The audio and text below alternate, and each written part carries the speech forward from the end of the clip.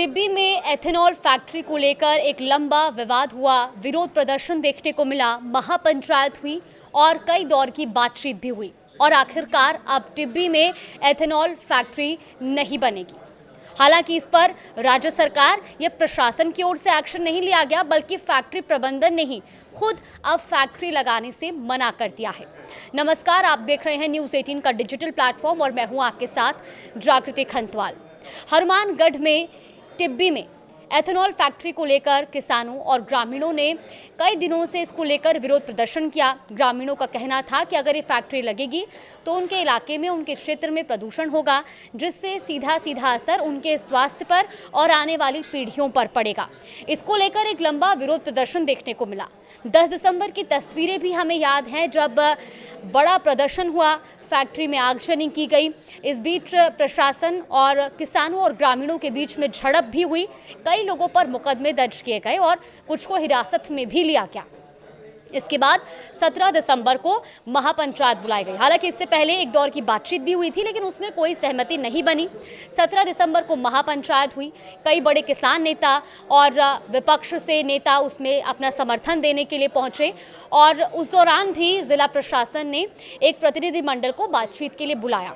इसके बाद किसानों और ग्रामीणों का एक प्रतिनिधिमंडल बातचीत के लिए जिला प्रशासन के पास भी पहुंचा और कुछ मांगें रखी गई, जिसमें यह था कि MOU रद्द किया जाए, जो किसानों पर दर्ज मुकदमे हैं उनको वापस लिया जाए, इसके अलावा यहाँ पर फैक्ट्री ना लगाई जाए। तो ऐसी तमाम मांगे थी, जिसको लेकर विचार भी किया जा रहा था और जिला प्रशासन ने राज्य सरकार को इस पूरे मामले को लेकर एक पत्र भी भेजा। लेकिन इससे पहले कि राज्य सरकार इस पर कोई विचार करती और इस पर कोई फैसला आता, फैक्ट्री प्रबंधन ने ही अब फैक्ट्री लगाने से मना कर दिया है। तो यानी कि अब राठीखेड़ा में एथेनॉल फैक्ट्री नहीं लगेगी। फैक्ट्री प्रबंधन का कहना है कि उन्हें और भी कई राज्यों से इसे लेकर प्रस्ताव आ रहे हैं और अब वो उनकी ओर रुख करेंगे। हालांकि इस बीच राइजिंग राजस्थान को लेकर के भी फैक्ट्री प्रबंधन ने सवाल उठाए। उन्होंने कहा कि फैक्ट्री को लगाने को लेकर के प्रदूषण का हवाला दिया जा रहा था और इसका विरोध किया जा रहा था, लेकिन जो फैक्ट्री लगाई जा रही थी वो सभी अंतर्राष्ट्रीय मानकों को ध्यान में रखते हुए लगाई जा रही थी। इस पर पॉल्यूशन कंट्रोल बोर्ड की पूरी नज़र बनी रहती और हर एक चीज़ को मॉनिटर किया जाता।